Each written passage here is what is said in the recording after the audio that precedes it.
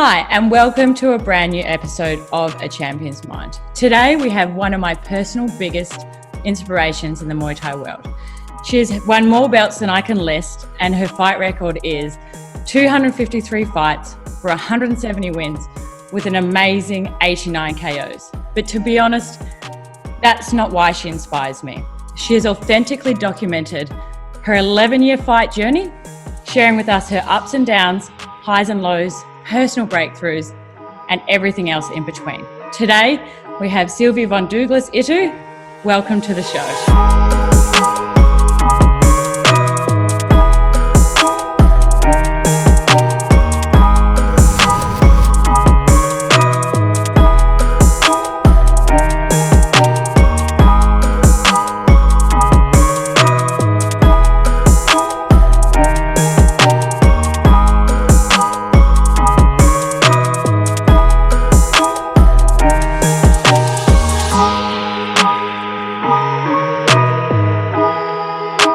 How are you going? Thank you very much. I'm good. Thank you. It's always such a tongue twister getting those intros down. So, welcome to the show. In your opinion, what is a champion? I hope you can bear with me. I have kind of a long-winded answer to this because I gave it a lot of thought. Yeah. I think that there are kind of like tiers or like levels of what a champion is. So there's the champion that like has the belt, right? So you get the belt and you become a champion. But to me, that version of a champion feels a little bit like if you asked a very little kid what a princess is or what a superhero is. Yeah. And like, of course they want to be a princess or they want to be a superhero because they don't have the full understanding of what that means. Like an 8-year-old is not going to think about how a princess probably has to marry for political power and spends her whole life in the castle. And it kind of sucks to be a princess. Yeah. And I think that a little kid who wants to be a superhero, they understand all of Superman's powers, but they don't necessarily understand how hard it is to actually be Superman. Like as you get older and you understand more fully dimensionally what a superhero is, you're like, yeah, but could I handle those neuroses? Yes. Like whose neuroses could I really take rather than like whose superpowers do I want? And when you ask me about a champion, I feel like I have now this way more rounded out idea of what a champion is, where like you have to take the neuroses with it. Like it's not just I got the belt and so now I have this thing that I achieved and I can sit on it for the rest of my life and just take credit and take photos dripping with belts. It's just this like empty object. And so I was thinking about the kinds of personalities or people who I think of as champions, and that it's kind of a little bit more like the super old school idea of a champion, which is where you're fighting for a cause, like you're fighting on behalf of somebody. So like you are the Queen's champion or you are like a knight or something. And when I think about the champions who I really admire, like Dieselnoy, for example, it's not that he had the 135-pound belt. Like that's true. He has it and, nobody could take it from him and that kind of thing.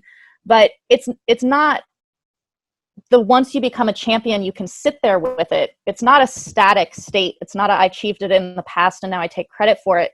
When I talk to Dieselnoy, he's like, once you make it to the top, now everyone's coming for you. So you actually have to work harder once you achieve champion rather than like, oh, well, now I'm champion and I can just kind of like ride that title for the rest of my life. Yeah. So for me, a champion is a very active state. A champion is a mindset, and a champion is someone who knows that the more you achieve and the more you've earned something, the more you have to keep earning it because there are people like a train who you're pulling up behind you. Like you have more people to pull with you every step you take, the more you become like a champion. When you're like young and you're a dreamer, you're kind of like, I would love to have this champion state where like I've won and now nobody can come and get me.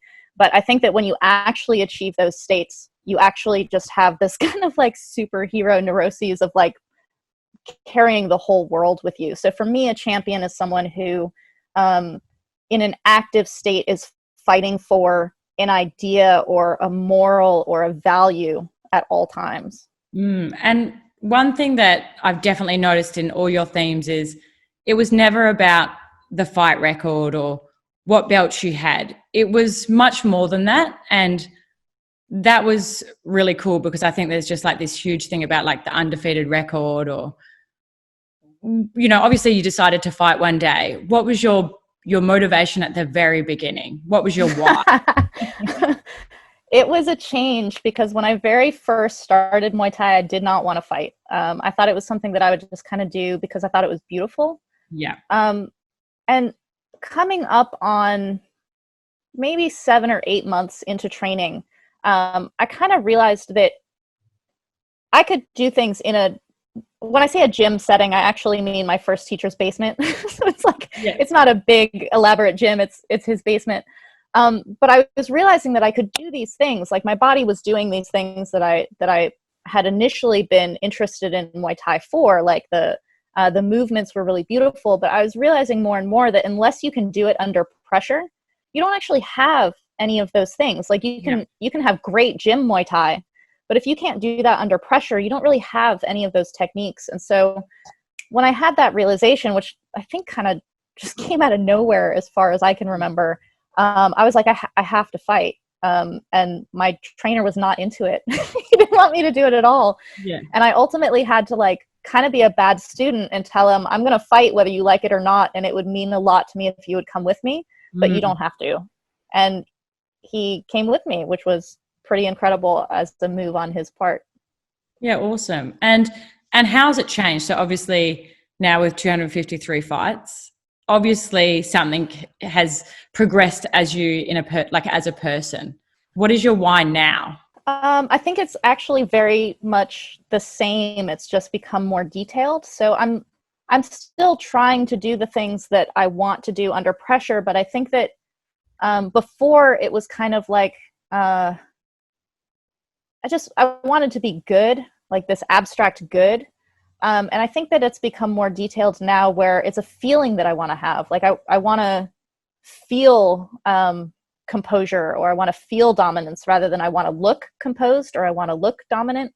And I think that because the longer you spend time in an art or in a sport, your eyes change and your sensitivity changes. And so you just become more and more sensitive to each of those little nuances. And so it becomes increasingly difficult to achieve it at the same time that you're getting better. And so it's like chasing the dragon. You're just always trying to, get more like the thing that you want to feel. Yeah. So you started Muay Thai in New Jersey with Master K, was it? Yeah.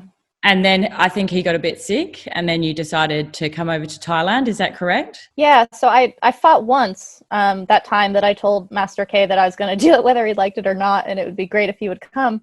And I lost that fight, and it was kind of a gift to me that I lost my first fight because it made it very clear from the beginning that what I loved was fighting, not winning.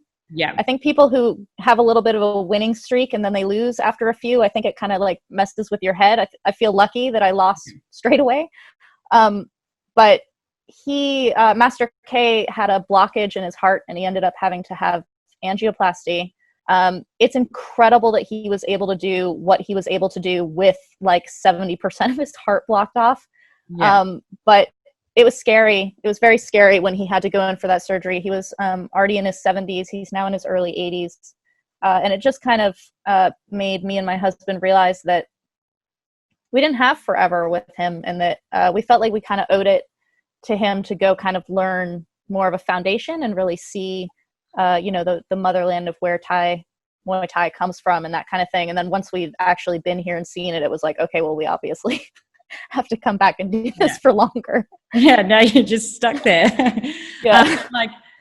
Obviously with someone at your level, it's like you would have definitely have to done some goal setting and map out some processes, or as you said, you know, when you're in a fight and that technique, you pull it off.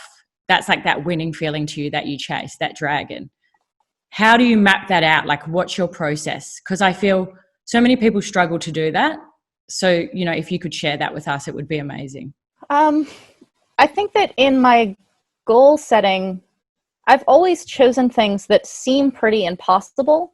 If you you can't set something too far away. Like if you talk to anyone who knows anything about mental training, they say you have to have long-term goals and then shorter-term goals that can kind of like step you towards it. So when I choose these insane numbers, like my first number was 50. I just wanted to have 50 fights, which I didn't even know if that was possible at the time that I was starting. And then as I got closer to 50, it was like, well, let's make it 100 because we're clearly going to achieve the 50. And at the numbers that I'm at now, if I can choose even an insane number, like 471 is my goal, to have 471 fights, people believe me now. They're like, oh, well, that's going to happen. Whereas before it was like 50 is crazy, 100's crazy. Like these numbers don't even seem crazy to people anymore, which is amazing. But I set things that seem impossible kind of as a little bit of a safety net, in that my mind doesn't have to hold it because it seems impossible. Yeah. So it's not that I don't think I can do it, but it's like, well, that's insane. So just throw yourself at it. Like it allows me the freedom to just throw myself at it. Whereas if it was like, I have to have, 36 fights in 1 year, every year kind of thing, that kind of like super dictated, chunky, like that can happen kind of thing, I think is a little bit more rigid. Yeah. And it can kind of mess with your mind a little bit. But I'm always working on kind of individual things that earlier in my career, I would try to pick things that I wanted to do in a fight. Like I'd be like, I want to stay close. I want to land a left hook, and I want to like do this in the clinch. It would guarantee I did none of those things if I like set a goal for a fight. Yeah. So I had gradually learned not to do that because I was basically tangling my mind up, and you end up just yelling at yourself, being like, go do those things that you're asking yourself to do. Whereas if you just kind of like make a mental note of it, and you're like, I just want to have fun, or like have something that's more loose, like the way that you're breathing, like I just want to breathe through this fight, you'll end up doing the things that you would have set as goals anyway. But because you didn't like stick them in your mind in this like, Sylvie, why aren't you doing it? You don't get as like tangled with it. So for me, it's been a little bit of a way to like trick my own mind as time has progressed, to be able to work on the things that I want to be doing in fights in a practice set, so that I can have the freedom that I want when it's time to actually go fight. Yeah. Obviously, like this is one of the most interesting topics about you is your mental training. And I think it's just amazing how you put it out there and you actually like walk your audience through how you do visualization, and you talk about a lot of topics to do with mindset. When did it come apparent to you that you needed to do this? Oh, I think I've had waves of that being in my awareness or being in what I'm practicing. I would say that within the first year of me coming to Thailand, which was within 2 years of me doing Muay Thai, I knew that I needed some kind of mental training. I have 3 older brothers, and one of them happens to be a sports psychologist. So he's all about like mental training and these whole like systems. And what was weird is that I couldn't really talk to him about it, even though he's a professional and this is like what he went to school for. The actual vernacular of mental training bothered me. Like I hated the wording and the kind of jargon. It made me feel like, I don't know if you guys know this character in Australia, but old SNL had this guy named Stuart Smalley who would like talk to himself in the mirror to like boost himself up. He'd be like, I'm good enough, I'm smart enough, and gosh darn it, people like me. It's like, it just felt so contrived and like nerdy. So I think that I actually worked against myself for a really long time in knowing that I had to do mental training, but the actual methods of working on it, I was averse to. My first really big breakthrough of mental training actually working was probably around fight 70 something. And I was fighting Saya Ito, who's this amazing fighter from Japan. And I was fighting her on the Queen's birthday. It's like a huge event, like tons of things in your head in terms of pressure and opponent and event and all of these things. And to make matters worse, I had fought about 4 days prior to this huge event and lost in a really bad, embarrassing way. I realized at that point that there was no physical training I could do in 4 days that would make me a better fighter from that fight that I had really sucked in, and this fight that I had so much pressure for because it was a big event. And I think that that really just like lit the fuse in my head of understanding that it was only mental training that would make a difference between this fight I was so embarrassed about and this fight that I had coming up. And so there's a sense of urgency that's like, get your head straight in this amount of time in order to be able to even get in the ring and fight against Saito. And at that time, what I actually used for that mental training was a very old, like, mental training on cassette. Like, he tells you to turn the tape over, even though it's like an MP3. It's very old. I think it's from the 80s. And he basically just walks you through like breathing exercises, like picturing yourself in a field where, like, as you breathe out, the grass is going this way, and as you breathe in, it's going this way, like waves kind of thing. And literally just getting myself to calm down and not necessarily clear my mind, but like calm my mind. In that amount of time, it allowed me to realize that when these thoughts were coming into my head that are like, you suck, there's no way you can beat her, you're going to be doing a terrible job like you did 4 days ago, but on a huge stage, it calmed me enough that when those thoughts came into my head, I had the composure to be like, okay, that's just a thought. It's not real. It's just a thought. And it's just as real as if a thought came into my head that's like, you're about to become world champion.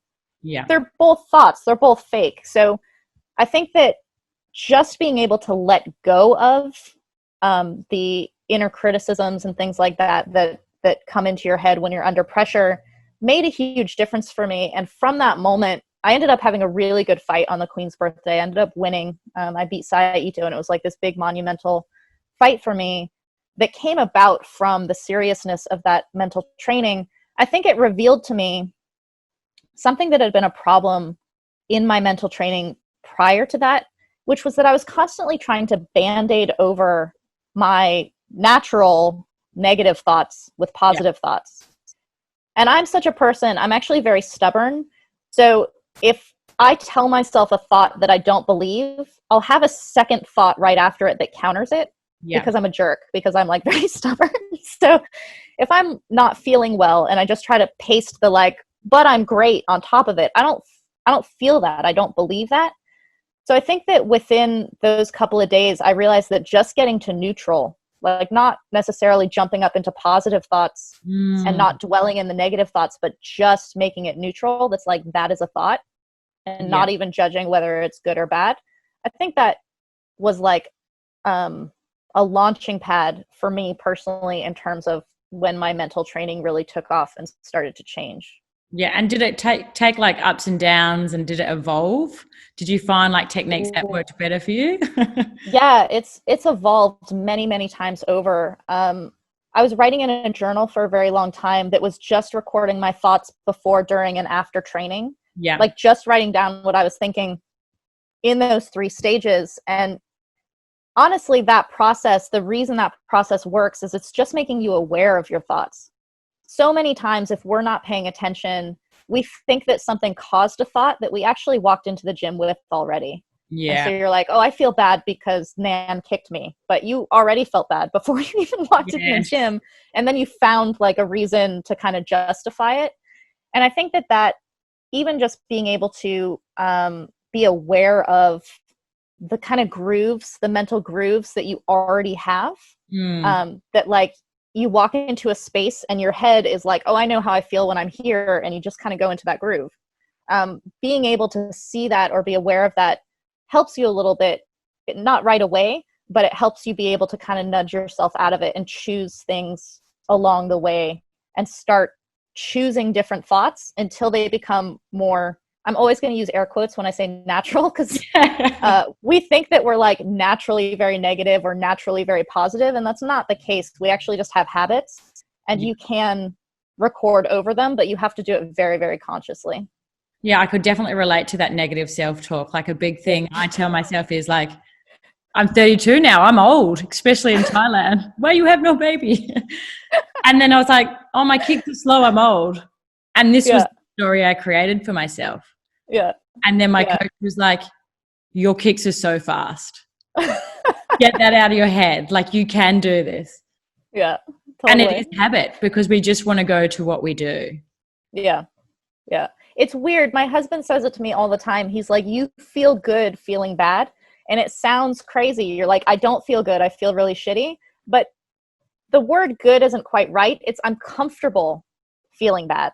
Like, I'm comfortable being really negative about things because I've done it so many times. So it's kind of like this falling into the path of least resistance. Yes. I don't have to like argue with myself to think something bad. I have to kind of like take extra steps to think something good. So it's a little bit tiring when you first start trying to like climb towards things that you don't necessarily believe right away. So don't jump to something that you don't believe. Like, get to a comfortable place that you're like, instead of, if you think your kicks are slow, instead of being like, my kicks are so fast because my trainer just told me, you don't believe that. Yeah. But you could get to something neutral that's like, my kick is at times effective. So you can like climb to it. It's not like always working, but it has these attributes that are kind of neutral. Yeah. And that obviously links to self-belief a lot, but does that conflict with your goal of like improving your techniques in fights versus self-belief as a winner? Where do you kind of go with self-belief there, if that makes sense? I have a hard time when I'm trying to solidify new techniques or things that haven't been very accessible to me prior, like things that I'm working on. Yeah. Because until you've actually experienced the success of it, it's very hard to believe in it. Yeah. The difficult part of that is that we can self-sabotage and not experience something that's happening all the time. Like, I can land 4 right crosses and not remember a single one of them. Like, my right cross doesn't work. Whereas someone watching it is like, you just landed 4 in a row. So banking on your own experience doesn't always work. But if you find things that you legitimately believe in, like if I go into a fight and I'm like, I'm going to, land these certain techniques that I've been working on, I'm kind of setting myself up for a very easy path towards criticizing myself if I don't achieve it, even in the way that I wanted to. I might achieve it flat out, but not the way that I wanted to. You hear this from a lot of people who, after a fight that they've won, they're like, I could have done better. Yes. You're like, how do you think your opponent feels? Because if you can't be happy when you win, you're not really going to be that happy when you lose. So you have to take your opportunities. I think that when I go into a fight and I'm trying to bring a new technique, or I'm trying to bring something that I've been working on in with me, instead of having a pass-fail of whether that actually comes into the ring with me, I bank on something that I am actually pretty universally competent in and believe in myself in, which is, even if I don't kick in this fight, which is something that I want to do, I'm relentless enough, I'm tough enough, I'm strong enough that I can still go through the fight without that working. So even if my opponents are huge, if I'm going into a fight and I'm afraid of my opponent because they're so big, instead of being afraid of her, or instead of being like, it doesn't matter, I can beat anyone, I'm like, I can withstand anybody. Like, it doesn't matter how big you are, I can at least hang in there. Instead of like, I have to win, I have to like embarrass this person who outweighs me by 25, 30 pounds, like that kind of thing. That's it. Can you feel the power with that big size difference? Oh, yes. It's not necessarily always the power of the strikes, but it's very hard to move someone that size. So happily, most of the people I train with are also bigger than me, so I'm used to it.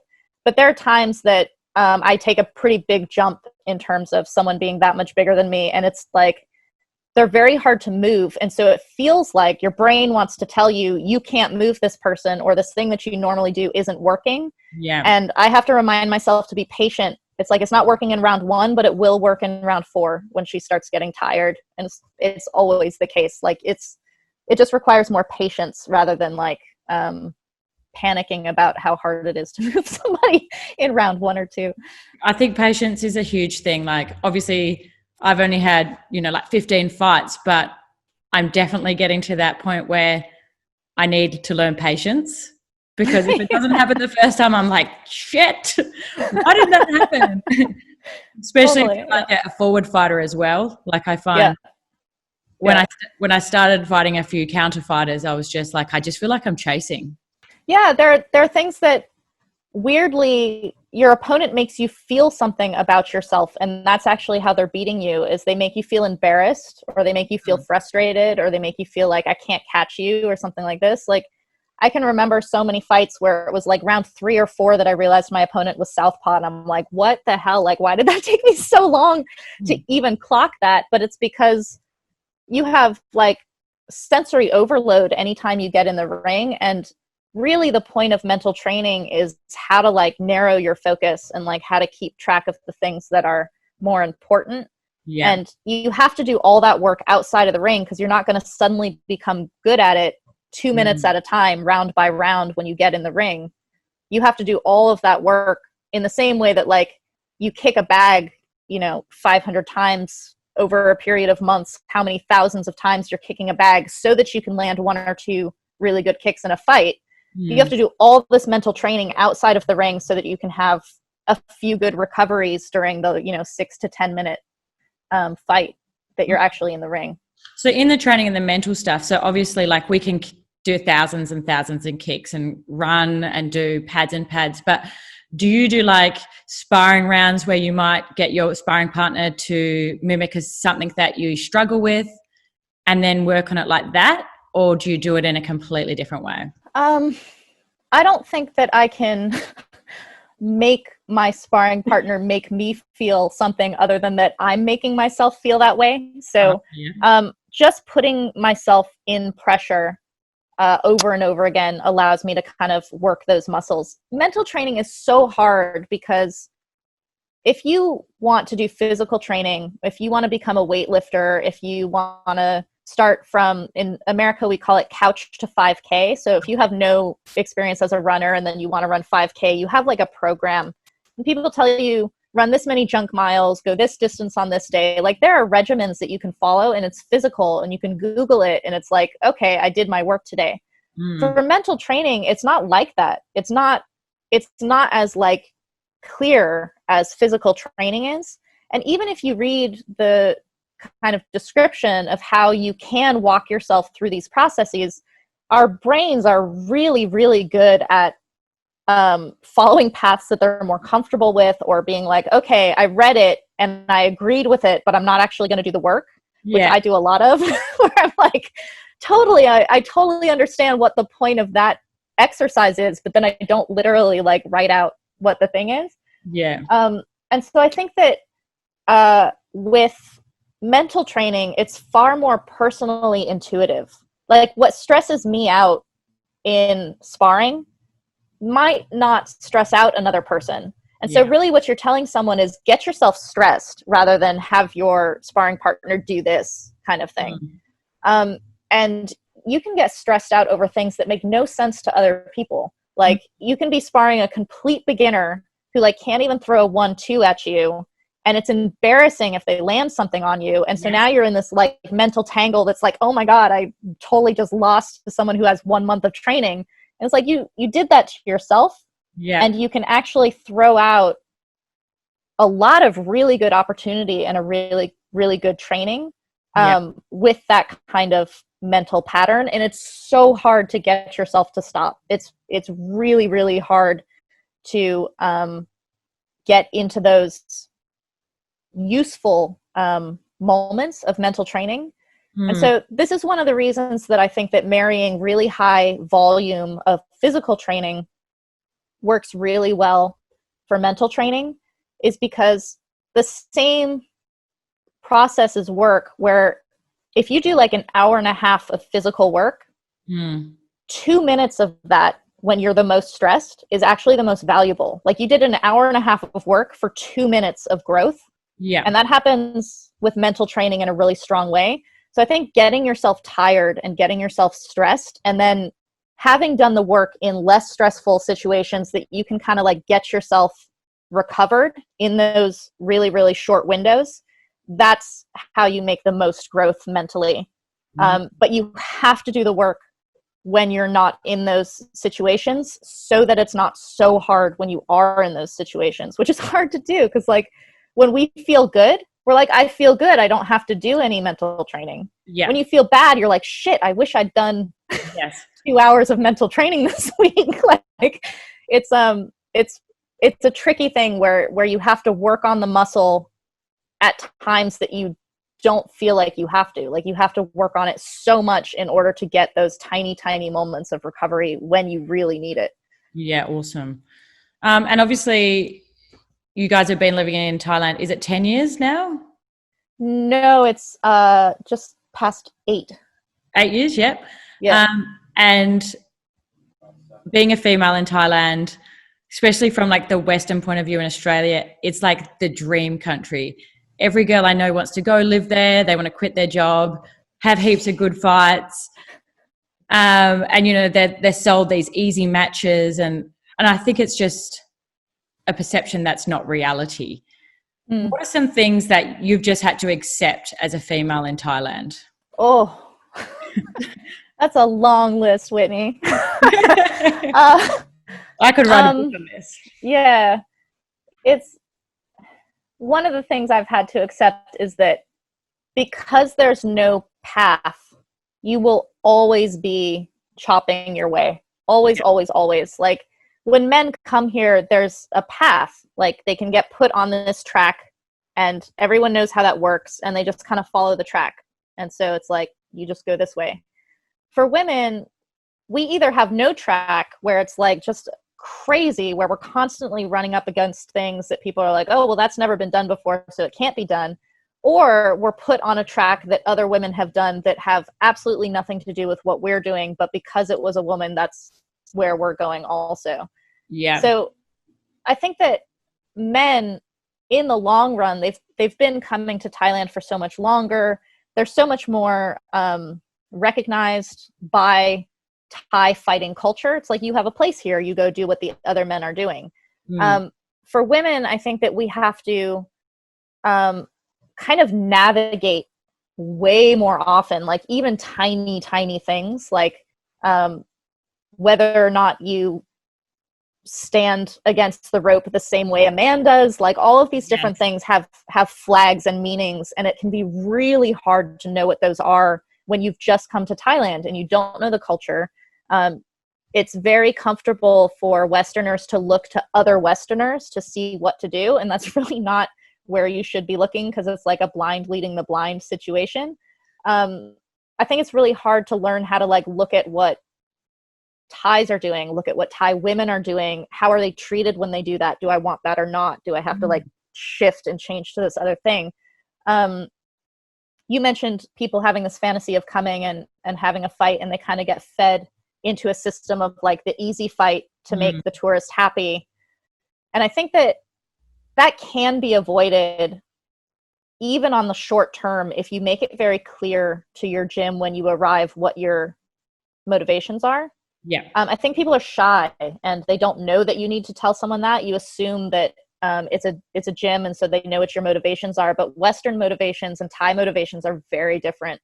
And so I think that if you're here for a really long term, if you want to move here and quit your job and like do the like 1 or 2 years in Thailand, you'll get out of that like easy fight cycle after a while, because you'll just run out of those opponents.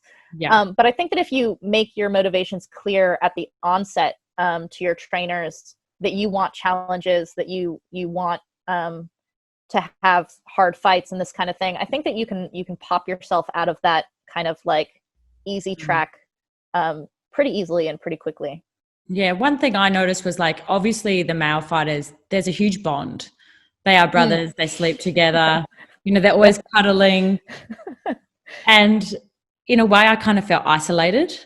Yeah. It was like I was just doing my own thing. I wasn't a part of the gang as I am in my own gym, because obviously we're tomboys. And, you know, we've probably got more balls than most of the men in the gym anyway. But that was a real struggle for me. And it was like, you have to have thick skin. Yeah. It's also difficult because being the minority in a gym as a woman, you will naturally get grouped with just other women. Yeah. And to be fair, women who come here just for tourism, just for fun, they're doing their traincation, they have every right to do that. Like, that's their thing. That's fine. They're not villains. But if there's 3 of them and 1 of you, you just get put in that group anyway. And you're already trying to, like, you know, legitimate yourself and be taken seriously and all of these different things. And it's like, you just get kind of lumped in with whatever the kind of more familiar role of a woman is all the time, which can be incredibly frustrating and incredibly tiring because you never reach a point where you're like, oh, well, I've proven myself now and they know what I am now and they just kind of accept it. You kind of have to like constantly tread water even at that level because you will just get thrown into whatever kind of assumption or larger group there is all the time. And does that still happen to you today after? Mm-hmm. Yeah. Okay. Yeah. So I've got to ask, so one of my girlfriends, Tara, she went to your gym and she had a fight with a guy. Uh-huh. How did your coach take that? So how did that matchup even happen? That was his idea. Okay, yeah. She had come to my Muay Thai Summit in December. Yep. She's amazing. It was the thing about the Muay Thai Summit that was like there are so many favorite things about this because it was an incredible event. But my favorite thing was we were all women and we were just out training the shit out of every man at that gym. We were training after regular training, but like my trainer and like some of our fighters and like all of the peripheral trainers would come in and look at us training and just be like, huh, women are training this hard. Like all the legends were really impressed at how like dedicated and like down for it all the women were. And so my trainer already had this very positive impression of Tara because Tara is one of these people who works really hard. Yeah. And she had come back to Thailand and just because of how gyms go through phases and depending on how many people are there and who's there, she was not happy with where she was. And so she just came down to my gym. And within like, I don't know, a week or something, my trainer knew that she wanted to fight. But because of Tara's size, it was kind of impossible to find her a female opponent. Yeah. But Pattaya has this opportunity that not all places have, which is that legitimate fights happen in a kind of seedy place, which is a bar. So a bar has a ring in it, but that's where little kids actually get their experience before they go and start fighting in real stadia and at festivals and stuff. So you can have real fights at these bars, even though it seems like they're all show fights because it's a mix. And Tara had a very good, like strong opponent who was smaller than her. But it was totally my trainer was like, I don't have a female opponent for you, but would you fight a man? And Tara was like, yep. It just happened. It was amazing. Yeah, awesome. I love Tara. She's an absolute legend. Totally. So yeah, on to your documenting. So obviously your Patreon, how did that start? Like, were you like, oh, one day these crews are going to die and all this knowledge is going to be lost? No, it wasn't as morbid as that. I think that it grew out of what I was already doing without me even realizing it. So I've been documenting myself since day one with Master K. And that was because, one, I wanted to document him because I knew that so few people had the opportunity to train with someone like him. So I wanted to film it and share it for people who don't have that opportunity. And then it was also for me in the sense of like, I could not even comprehend everything he was putting into an hour session. And so I wanted to have a recording that I could look back on. So it was this kind of like dual purpose. Yeah. And I didn't realize it at the time that we started the Muay Thai library that I'd been doing that with Master K, really. But we continued the same process that I'd started with Master K. I actually struggled with him in my first couple of years training with him because he always wanted me to make highlight videos to like just clip out the parts where I looked really good and like show it. And I always said no because I'm like, I want to look back on it and see me getting it wrong so that I can learn from it. Yeah. And my resistance to the highlight videos starting from the beginning is what led to the long form training videos of the Muay Thai library. So we don't edit it together. We're not like, this is a highlight of a kick and this is how you can take like Sagat's uppercut and like isolate it out. We want to see the entire process.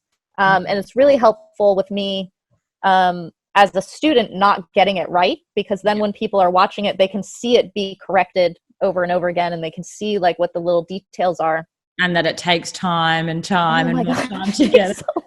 So there are times now, this is like 10 years later, that I'm like, oh, that's what Master K was telling me. Like that dawned on me that he taught me that 10 years ago. It like takes a while for the shoe to drop. But the Muay Thai library really came about because we had moved to Pattaya from Chiang Mai, and Chiang Mai is like the mecca for female fighting. It's just like fight city, brilliant for female opportunities.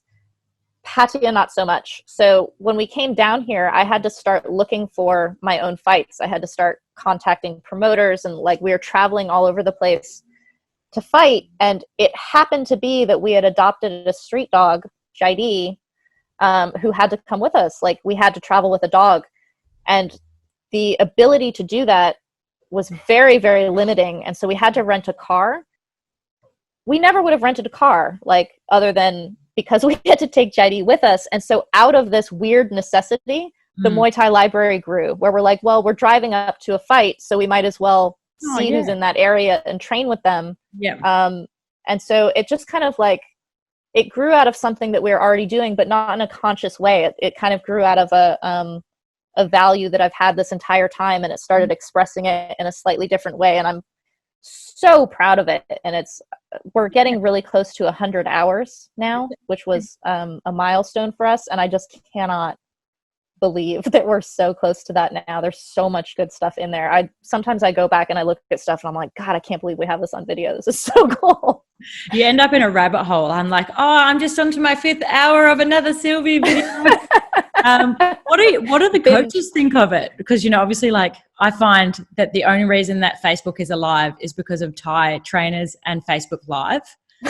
Like, they fund Facebook because of their live videos. But what do they think of being on the cameras and being a part of this? When we first started, they were very confused for the most part. They were like, okay with it. They were like, yeah, I can do that. But it was kind of a like, okay, what do you want from me? And like, whatever. But as it's grown, and we keep in contact with all of these crews because we have the crew fund. Yeah. So 10% of our Patreon goes into a pot, and then every year we disperse that among all of the crews who have been in the Muay Thai library.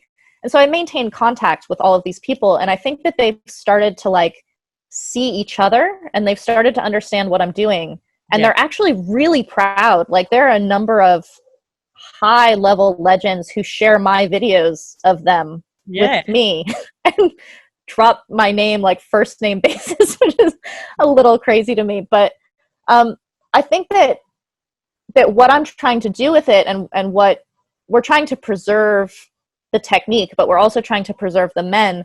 I think that these trainers understand for themselves that Muay Thai is changing really, really quickly.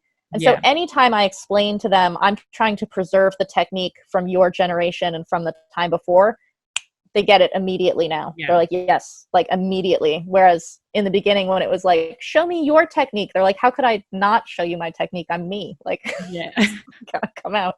Yeah. Right? I feel like, like a champion's mind, it's about like creating a legacy. Like, we live one life. And if you're going to do something, it's to make an impact. And to me, that is just everything, because, I've worked with some of the crews, and they're so old, and they've got like straps around their hands, and they can hardly walk. And then they hold pads, and they've got so much knowledge and passion, and their eyes light up that you want to know about that. Yeah. I just feel they just come to life. It's like this whole light just comes on. You can even like turn on their kind of like predator mode, which is a little bit scary. It's amazing. Yeah. And then like the crew fund is so good because they don't have anything for after. There's nothing. We don't have social security. Yeah. This is something that people in the West pretty consistently seem really surprised by. If I say that, one of the trainers doesn't have regular work in a gym, they think that's incredible, that they're not like owning their own gym. They think that they, are all set financially and kind of are living off of the fat of the time that they were a legend and things like this. And it's like, it's just not like that. Like, unfortunately, it's not like that. And there are a number of things that Kevin and I want to do in terms of like, creating something that's more of like a foundation that can kind of support these crews. And people within the Muay Thai community in Thailand are totally on board with this idea. So it's something that I think now is like a really good time for it. And it's just figuring out like how to pull those pieces together. Yeah, awesome. So complete change of theme to questions. Obviously, again, from Australia, we have 5 rounds. We often do 5 2s or 5 3s with a 2-minute break, which is my absolute kryptonite. I hate the 2-minute break. I hate and our motto is go. We don't stop. Every round's the same. And I know that this isn't the same. I've never had the opportunity to fight in Thailand. But talk us through how the rounds work. Okay. In Thailand, women fight 2-minute rounds. When I first came here, 3 minutes, but only 4 rounds was an option. So you could pick between 2 minutes and 5 rounds or 3 minutes and 4 rounds. And they just totally gotten rid of that 3-minute, 4-round thing, as far as I know. Maybe they still have it in a san somewhere, but I haven't seen it since then. But Westerners have a really hard time with Thai scoring when they first come here because of what you're describing. They're familiar with like who's first, who's pressing forward, who threw the most strikes. Everything kind of counts the same. Like you have a calculator and you're like adding up how many strikes you did. Yeah. In Thailand, there's different targeting to begin with. So like the center of the body in Thailand is the highest score. In the West, we really like to headhunt. So we think that anytime you get hit in the face, it's like the bombs going off or whatever. In Thailand, it's center of the body. And Westerners have a really hard time conceiving of the idea that punches don't score very high or at all unless they have like effect on your opponent.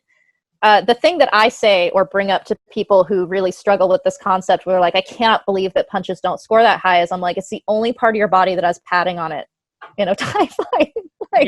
The only padding on your body is not going to score super high when you can like elbow and knee someone. But the structure of scoring in Thailand is narrative instead of in the West where it's like round by round. Yeah. So because you're telling a story from round 1 to round 5, it's important to, in the early rounds, basically set the idea of what you're going to be proving. It's like writing a thesis or something. Lovely. You have to say what kind of fighter you're going to be early and then prove it by the end of the fight. So in Thailand, if you start out really strong and fade, you look worse than if you had just been kind of even the entire time. Whereas you can kind of start out slow and escalate up, and you end up like really taking over the fight in Thai scoring. So I like that. You have to think about when you're fighting in Thailand, you have to think about telling a story from start to finish rather than I'm just going to come out guns blazing and hope that I can last until the end of the fight. Because if you don't, you end up looking really bad. And it's one of these things where like in Thailand, if you like catch someone's kick, their kick scored already when you caught it, right? So if you try to throw them down and you fail, you got scored on and you look bad because you didn't make them fall down. Whereas if they land the kick and they scored and you catch it and you sweep them and you maintain really balanced, then you have like a different story being told of like how that strike came to be. So in Thailand, there's way more nuance into what effectiveness or balance or kind of composure all make up a really big part of how a fight is scored. I've had so many fights where on a scorecard, in terms of like what was actually like what strike actually landed and scored, there's almost nothing that you could put on a scorecard. Like so few points are scored, but my opponent looked better. Like she was more composed. She looked like she was controlling the space better. And it's not like, oh, well, there weren't a lot of scores, and so I guess we'll give it to her. It's like a blowout just on performance rather than it being like close on the scorecard. And I think that's it's a difficult thing to learn yourself, but you can like familiarize yourself with it first before fighting in Thailand, so that you at least know how it's scored. Like if you play a game and you don't know how it's scored, like you can't possibly win. If I don't know how football works, like I don't know that the ball has to go into the goal, like how do I possibly play that game? Yeah. So knowing how it's scored in Thailand gives you like a little bit of a step up. But one of the difficult things for me, especially fighting women in Thailand, because women in Thailand are they favor the femur style rather than like a kind of power style, is that there are so many ways to lose. Like in the West, you can lose on a scorecard and pretty much that's it. In Thailand, you can lose so many ways because of these little narrative and kind of like visual aesthetic points. Wow. I listened to was it the Muay Thai Bones about the non-aggressive composure? Yeah. Yeah, that was really powerful because obviously in Western countries, everyone's like, oh, I'm going to kill you. Well, there are cards out here now, promotions out here now that favor that. They go with kind of the Western influence. So like Max Muay Thai, they pretty much state explicitly, you have to come forward in round 3, otherwise you lose. Like if you try to do the Thai, I've already won and I'm kind of backing off, you can on the scorecard have won the entire fight, but if you back up, Max Muay Thai will punish you for it and you can lose the entire fight. So that kind of scoring is making its way into Thai promotions, but they tend to be 3-round fights rather than the 5-round narrative. Yeah. And obviously shows like that are just not your goal. Like you I'm not a fan of that now. But I have a video on YouTube that has a blog post with it that's the art of the 5th round. Yep. And this is a really good illustration of how Thai scoring works. It took me so long to learn how to fight a 5th round. What I was describing, how like you can actually win the entire narrative of a fight, but if in the 5th round you don't know the story that you've told and you just keep like plowing forward, you can actually be penalized for that in the narrative structure, whereas in the like 3-round max structure, that's, just swim forward in round 3 and you're good to go. Yeah, and obviously your corner will tell you what you need to do in that 5th round. Yeah, they tend to, and there can be things lost in translation, especially if you're not already familiar with like what a dance off is or what a 5th round is for. Oftentimes my corner will say you need to go forward for 1 minute just to like keep telling the story you've been telling, and then you can pull back as the like, okay, now things have changed, the tables have turned and now I can back up. Yeah. But there are times that you really need to know yourself how that's working, because my corner will be telling me to go and I'm like, no, I've done enough and I need to back up, because if I keep going, even though they're saying to keep going, I can lose that fight. And there are times that they're telling me to dance off and I'm like, not yet. If you look at your corner because you want to start dancing off and they tell you to go, you kind of have to go. Like, so you kind of have to make this decision about whether you're going to even ask for their input during the round or not, because you kind of this is a thing that's very different between Western scoring and Thai scoring, is that in Western scoring, what the judges are looking at is like the end all be all of how it works, whereas the judges in Thai scoring, and this is like a kind of feeling impression I have, they're reading the entire stadium. Like they're seeing how everyone else is seeing it as well. Like what is the kind of consensus of how this is going? And so there's kind of a like much broader view of what's happening in the ring. So it's not just what's happening in the ring, it's what's happening in the entire room. So it's kind of like if you went to a play or like a stand-up comedy performance, everyone laughing will make you laugh even if the joke wasn't that funny. Yeah. And so you can have like a slam dunk amazing show that the entire audience enjoyed because they were enjoying it together. Or you can have the like crickets with the exact same performance because people just aren't into it. Yeah. So it's in Thailand, it's very much a like theater judgment performance rather than like I'm just watching in my little screen of what's happening between these two fighters. Yeah, awesome. Well, we won't keep you for too much longer. We always finish with a 60-second challenge. It's a bit of a Oh no. And you're welcome to say pass, but it's really about, obviously we're all humans, especially the ultra successful people kind of put them up on this pedestal, but we are all human at the end of the day. So 3 words Kevin would use to describe you. Oh,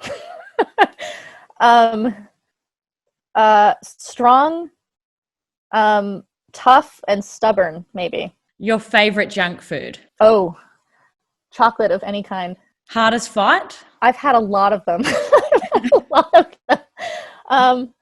I think one of my hardest fights is a semi-recent one against Pornpan, who, after fighting me, became Thai champion a couple of weight classes above me.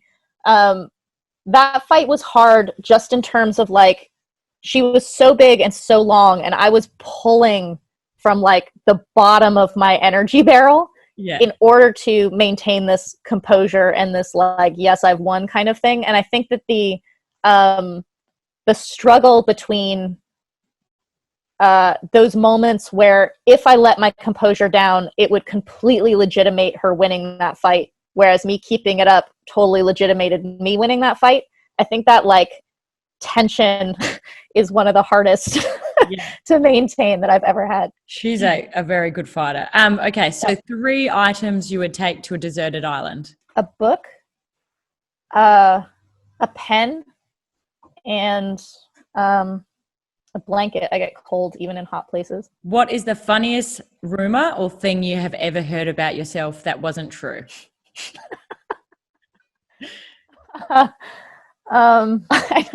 I don't think I know.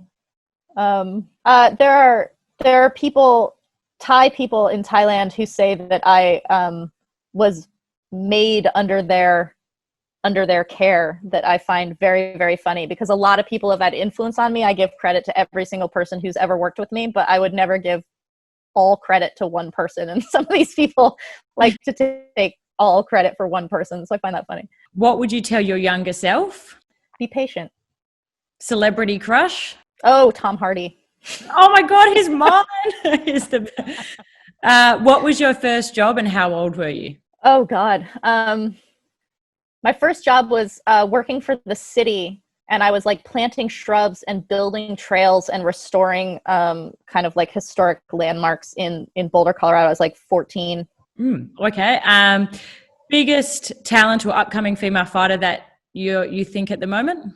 Oh man, this sucks because I actually can't remember her name, but she's like a mini Sao Sing, and she fought on either hardcore or supermax, and she lost. Unfortunately, she got cut.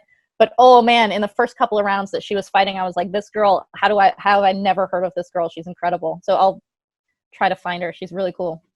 2 more questions. If you could be any animal, what would it be? I'd be some kind of aquatic animal just because it's in the water. I don't think it matters which one. If you could fight anyone, dead, retired, or currently active, who would it be and why? Oh, man. Even a guy. I don't really care about that. Yeah.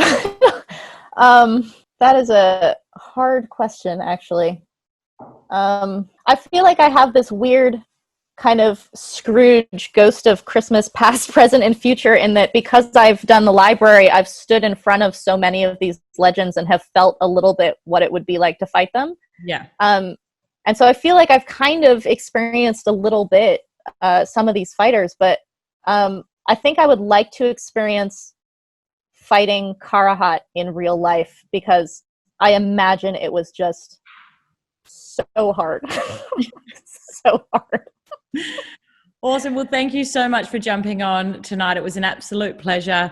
If anyone wants to get in touch with you, how do they do that? I'm on all of the platforms. So, if you Google Sylvie and Muay Thai, you'll find me.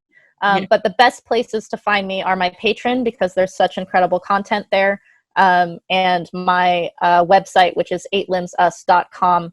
That has a lot of things on there as well. So those are the 2 that I would recommend people try to find me on. Awesome. Well, thank you again. Thanks so much. Thank you, Whitney.